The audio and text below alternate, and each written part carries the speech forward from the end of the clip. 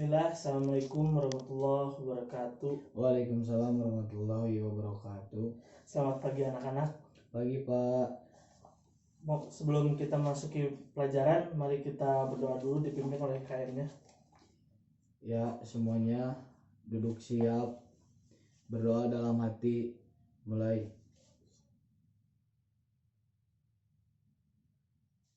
Berdoa selesai. Oke ya, sebelum masuk ke pelajaran, mari kita absen dulu ya. Yaya, Hadir. Hidayat, hadir. Robi, Hadir. Farhan, hadir. Abah, hadir. Umar, hadir. Apakah ada yang sakit? Ada Pak. Siapa? Agung. Oke, mari kita doakan teman-teman kepada Agung, semoga Allah mengangkat penyakitnya agar bisa bergabung lagi ya di kelas selanjutnya. Amin. Oke, untuk itu sebelum masuk ke materi sekarang, Bapak akan ngetes materi yang kemarin. Ada yang masih ingat materi kemarin apa? Tentang apa ya Pak? Lupa lagi Pak. Ayo coba ingat-ingat materi apa yang kemarin. Nggak ada yang tahu? Bapak kasih delay plus nih. Nyerah Pak, nyerah. Nah, materi kemarin kan tentang tafaroh. Kita belajar tentang bagaimana tata cara sholat yang benar. Nah, untuk kemarin mungkin dibaca-baca lagi ya bukunya. Nah, sekarang kita masuk ke materi baru, itu materi berempati dan menghormati. Empati adalah keadaan mental yang membuat orang merasa dirinya seperti pikirannya juga seperti orang tersebut itu. Atau bahasa kasarnya, bahasa mudahnya gini deh, bahasa mudahnya tuh empati itu seperti kita merasakan orang yang tersebut rasakan. Seperti kalau misalnya kan sekarang banyak banget nih keadaan-keadaan sekarang yang di Cimanggu itu pada kena banjir, terus di daerah Sumedang ada yang kena banjir juga gitu. Kan banyaknya yang mereka ke dalam kesusahan, atau lingkungan sekitar deh, banyak deh orang yang di pinggir jalan yang masih minta-minta, atau orang yang mengungut sampah. Nah, kita timbulkan nih rasa empatinya itu, kepeduliannya itu dengan cara gimana membuat mereka senang juga gitu. Kayak contohnya gini, Bapak analogin gini ya, kita memberikan makanan kepada orang lain, kepada orang yang membutuhkan. Nah, kalau misalnya kita dikasih makanan, kita senang nggak? Senang Pak. Nah, seperti itu. Jadi kita membuat orang lain senang. Kenapa kita harus membuat orang lain senang? Gitu. Kita harus juga berempati karena kita juga makhluk bersosial gitu. Tidak hidup sendiri. Kan kalian nggak hidup sendiri-sendiri dong. Kalau teman kalian sakit kan kalian iba kan. Nah, itu rasa-rasa empati. Nah, empati ini juga ada di dalam surat Al-Qur'an, surat An-Nisa ayat 4 ayat 8. Ada yang mau bacain? Saya Pak. Enggak, sok ya bacain. A'udzu billahi minasyaitonir rajim. Bismillahirrahmanirrahim. Wa idza hadara qismata ulul qurba wal yatama wal masakin farzaquhum minhu wa qulu lahum qawlan ma'rufan. Oke, artinya apa ya? Dan apabila sewaktu pembagian itu hadir beberapa kerabat, anak-anak yatim, dan orang-orang miskin, maka berilah mereka dari harta itu sekedarnya, dan ucapkanlah kepada mereka perkataan yang baik. Quran Surat An-Nisa ayat 8. Bagus. Ya, ayat ini menjelaskan ada 3 poin yang dijelaskan oleh ayat ini. Yang pertama, kita bisa merasakan apa yang orang lain rasakan. Terus mampu menerapkan, yang kedua ada mampu menerapkan diri kita kepada orang lain, seperti kita merasakan apa yang dia rasakan juga gitu. Terus menjadi orang lain yang terasa kesusahan itu. Nah, di sini menjelaskannya apa? Jadi kita agar peduli untuk di daerahnya itu, maksudnya orang-orang sekitarnya, seperti itu. Mungkin kalau empati ini ada yang mau bertanya? Ada yang mau bertanya untuk empati ini? Tentang empati Bu, kalau misal tentang empati Pak, maaf. Kalau misalkan ada yang meninggal nih, Terus kita nengok apakah itu termasuk empati. Ya, itu juga termasuk empati ya. Kenapa disebut empati? Karena kita juga peduli terhadap itu, merasakan ibanya, terus merasa kehilangan juga gitu. Kita juga mendoakan mendoakan juga agar beliau tenang di daerah di alam sana seperti itu. Ada lagi? Kalau tidak, Bapak akan lanjut ya ke materi yang kedua. Itu ada materi tentang menghormati. Ada yang tahu menghormati itu apa? Menghormati ini Pak, apa ya? Menjunjung orang yang lebih tua. Gimana ya? Gak tahu Pak, lupa lagi. Nah, menghormati itu kita berperilaku baik kepada orang yang lebih tua daripada kita. Contoh, di sini kan kita harus menghormati orang tua dan guru. Nah, kenapa kita harus menghormati orang tua dan guru? Karena orang tua adalah orang yang telah membesarkan kita, melahirkan kita, memberikan kita makan, apapun itu kita dicukupkan.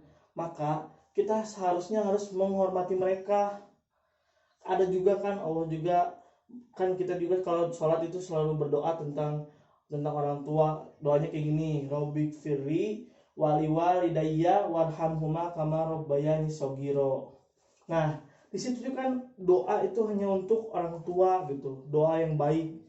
Kalau misalnya orang tua kita masih ada di dunia ini, maka berbuat baiklah, bertutur kata yang baik, apa kata mereka ikuti, jangan sampai melawan. Usahakan ya tidak melawan, soalnya kita tidak mau menjadi orang yang durhaka itu. Nah, sama pun kayak guru. Kenapa guru juga termasuk? Karena guru juga orang tua pengganti kita di sekolah gitu. Guru kenapa mereka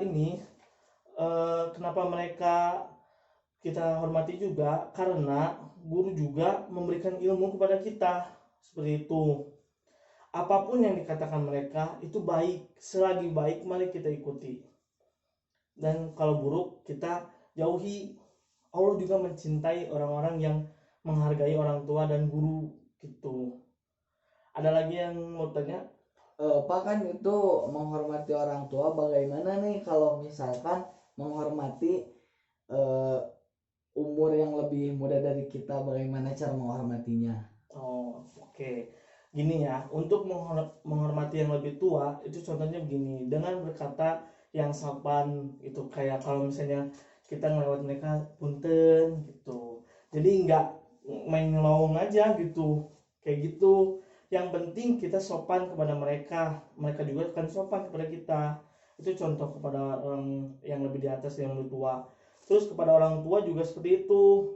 Kalau kata orang-orang kita mah kira, kalau disuruh beli cabe nya berangkat ayeuna tong dingkengke gitu maksudnya teh.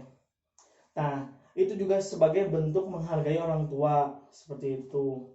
Nah, di sini Bapak akan menugaskan kalian untuk silakan membentuk kelompok berdua-berdua ya, setempat duduk. Tugasnya itu apa? Tugasnya itu menyimpulkan apa yang didapat hari ini dan menjelaskan apa yang dimaksud dengan empati dan menghormati itu. So, Bapak kasih waktu untuk kalian berdiskusi. Silakan.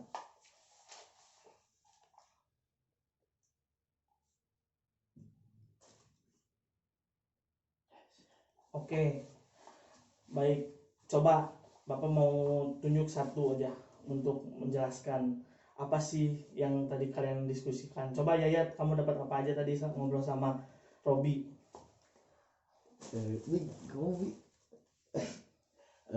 Jadi berempati itu kita harus menjunjung tinggi jiwa sosial. Ketika teman kita ada yang sakit atau yang kena bencana, kita berempati. Jika raga kita tidak mampu untuk berkunjung, maka doa adalah jalan yang terbaik. Selanjutnya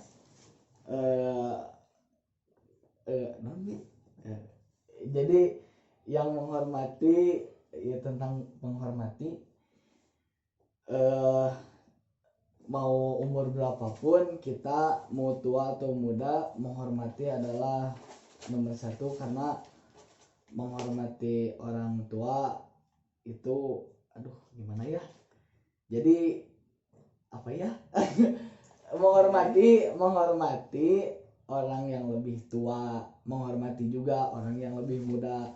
Karena kalau orang yang lebih tua, dia amal solehnya lebih banyak dari saya. Tapi kalau misalkan menghormati yang lebih muda, mungkin dosa mereka belum sebanyak kita. Jadi kita selalu menghormati mau muda ataupun tua.